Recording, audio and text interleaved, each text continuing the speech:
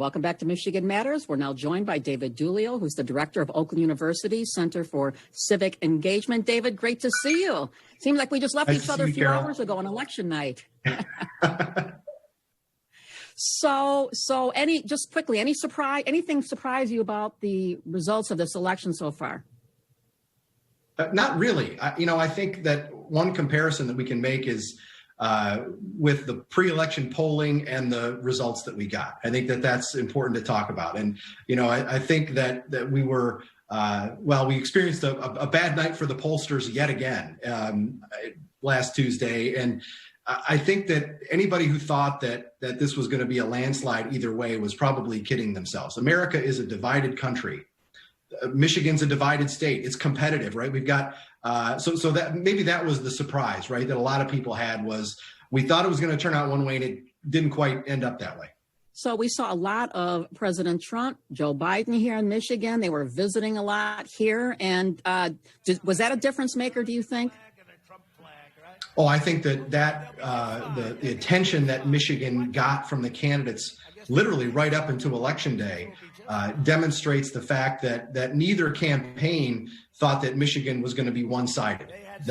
And it turns out they were right. That's oftentimes candidates will tell you where the competition is in presidential elections. They are going to go to the places where they think that their presence is really going to matter. And speaking of a divided county situation here, Oakland County seemed to go much more Democratic. The Oakland County executive race, incumbent Dave Coulter won over Mike Howell, and I know that was a hard-fought contest. And meanwhile, over in Macomb County, in the prosecutor race, Republican Pete Lucido won over Judge Scary Mary. So what do you make of that?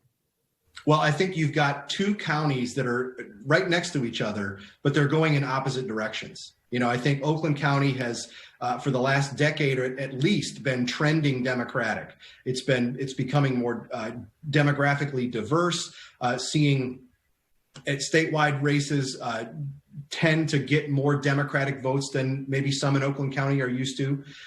So Oakland County's moving Democratic, and just next door in Macomb, it's moving more Republican. It's an interesting comparison to make, not just in a race like the prosecutor's race or the race for clerk in Macomb, but at the top of the ticket as well. It went significantly for President Trump.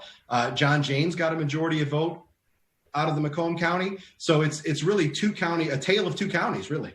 And it's earned its nickname, the Reagan Democrats in Macomb County, if you will. So we know that we had historic turnouts here, people waiting in line to vote, and a lot of people voted early. And the difference maker of voting early when circumstances and issues were changing along the way, how did that make a difference?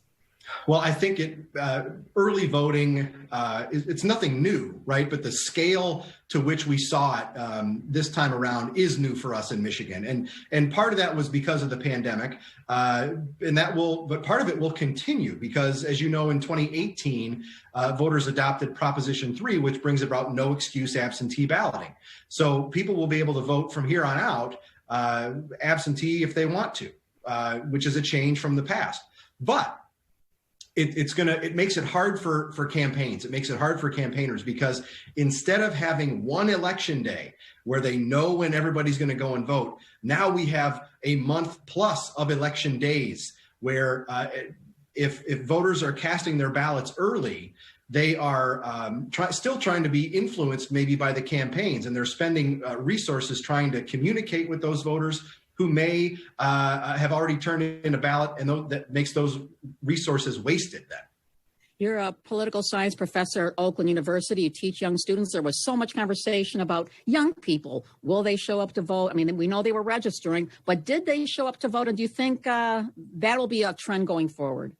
Well, I think younger voters generally underperform their percentage of the population. I would not be surprised to see that continue, but I do think that there were many, many, many more young voters than 4 years ago who participated in Election Day or with absentee ballots. And sorry? My last question is, speaking of young people, young voters, John James, his second time running for Senate, Republican, certainly one of the more highly acclaimed African Americans running for Senate in the country, if you will. Some people might say you lose 2 races and you're out. But what do you think is ahead for John James? Is he done with politics? Can he run again? Will he be able to win again?